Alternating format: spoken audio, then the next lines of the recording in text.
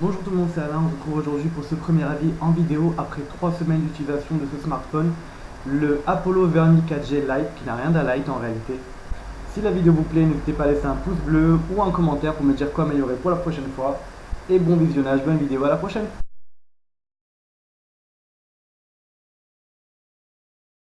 Comme je le disais avant, cette phablette, mélange de smartphone et tablette, n'a rien de light.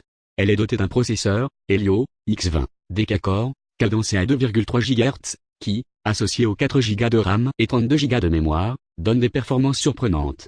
La face avant présente tous les capteurs habituels, un témoin lumineux multicolore, le haut-parleur d'appel, l'appareil photo frontal, mais surtout, un superbe écran 5,5 pouces Full HD, Corning Gorilla 3, capacitif, protégé de base par un film intégré.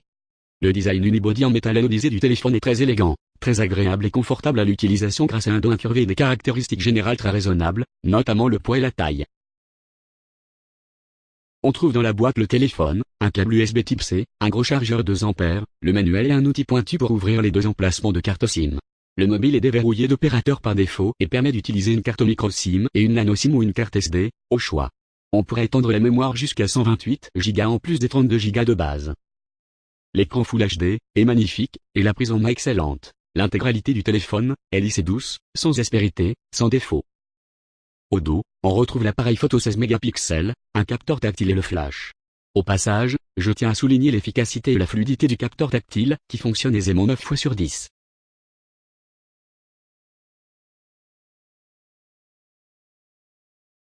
Le dessous ressemble fortement à celui des iPhones, sur le côté les 3 boutons classiques, à l'opposé les emplacements des cartes SIM et sur le dessus, seulement le port jack 3,5 mm. On regrettera l'absence d'écouteurs fournis.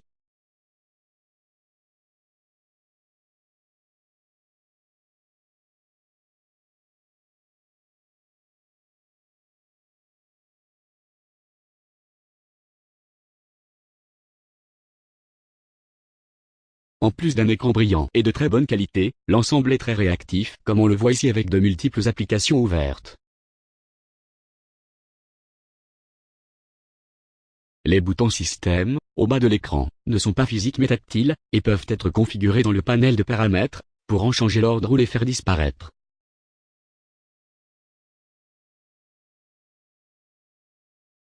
L'audio, qu'il soit en écouteur ou en haut-parleur, est de qualité raisonnable bien que manquant de basse.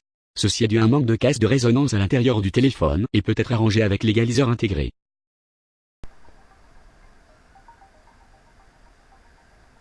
L'expérience de gaming est aussi très bonne et très fluide, grâce au puissant processeur Helio X20, assurant des graphismes de qualité et un gameplay très doux et lisse.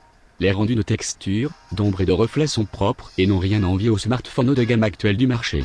Comme on peut le voir pendant cette course, l'accéléromètre réagit rapidement et de manière fine et précise.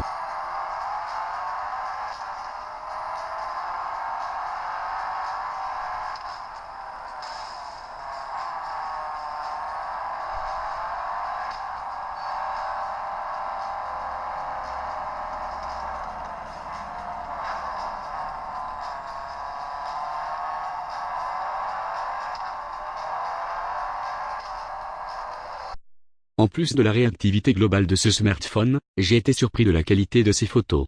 La caméra arrière, de 16 mégapixels, est signée Samsung et délivre de superbes clichés. La caméra frontale, de seulement 5 mégapixels délivre, elle, des clichés convenables, bien que manquant légèrement de netteté. L'autofocus est extrêmement rapide, pour prendre des photos en vitesse. L'équilibre des blancs, des couleurs, la profondeur, tous ces paramètres sont bien gérés en arrière-plan, afin de nous permettre de capturer de magnifiques souvenirs, sans se préoccuper des détails. Une fonction suivie d'objet permet de maintenir le focus sur un objet en mouvement. Et ça fonctionne super bien.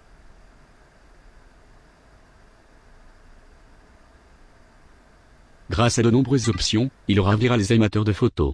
On trouve de la détection de mouvement, de visage, de sourire, le mode HDR, l'anti-tremblement, la reconnaissance de scène, la capture vidéo en 4K, ou en slow motion et 120 images par seconde.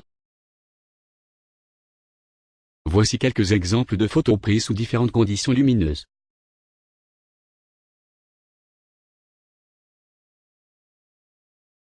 Le dernier point très surprenant de ce smartphone Apollo 4G Lite est sa batterie et son autonomie. Grâce à un port USB type C, la charge complète de la batterie massive de presque 3200 mAh est assurée en 2 heures tout pile grâce à la technologie Quick Charge Pump Express 3.0. Ce port sert aussi pour le transfert de données ou même pour brancher un casque audio. L'autonomie ensuite est d'une bonne journée sans difficulté, du réveil au coucher. À condition évidemment de ne pas jouer toute la journée, auquel cas, il faudra prévoir une petite batterie externe. En revanche, en usage normal, SMS, Internet, appel, elle ne bronche pas et perd très lentement de sa charge. Globalement, ce smartphone Apollo 4G Lite m'a laissé une bonne impression, celle d'un téléphone haut de gamme à prix raisonnable. Autant dans le design, que dans les performances, dans les fonctionnalités, ou au niveau matériel, tout est à la hauteur et entre 200 et 230 €. C'est une affaire à ne pas manquer si vous en avez assez d'enrichir Apple et Samsung. Je pense que la jeune marque Verny n'a pas fini de nous surprendre avec leur smartphone.